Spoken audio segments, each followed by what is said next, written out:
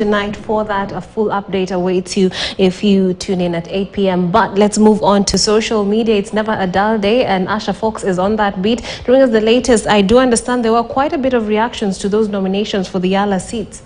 Yes, Trix, we had a bit of, reactions.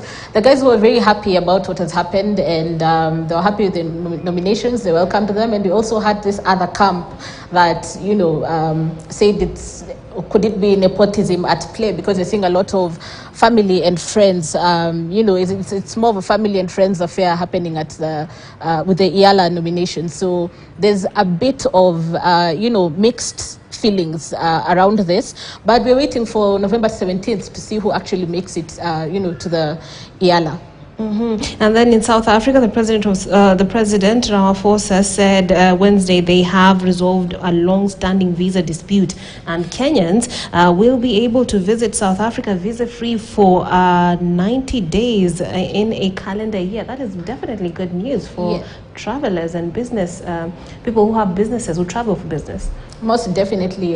This is a very welcome development for, among Kenyans. We're very happy about this. But apart from the, welcoming it and being happy about it, some of the questions that were raised by some people were, what about their safety when they get to South Africa? What about safety with regards to, the xenophobia attacks we've seen happen in South Africa in recent times? And then we've also, there are questions about work permits, there are questions about passports. You know how the process takes a very long time in Kenya. Guys are wondering, are they also going to fast track this process? And then also the ticket prices drop as well. Does this, because the cost of living in Kenya has been an issue that we've discussed over and over again. Other questions that there was a mix-up about when exactly this begins, and some have gone out to clarify that the existing rules still apply.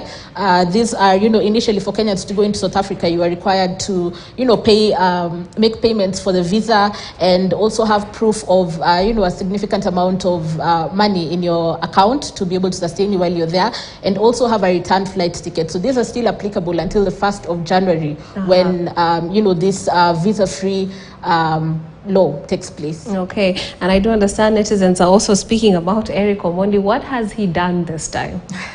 Sad news, this time for Eric Omondi.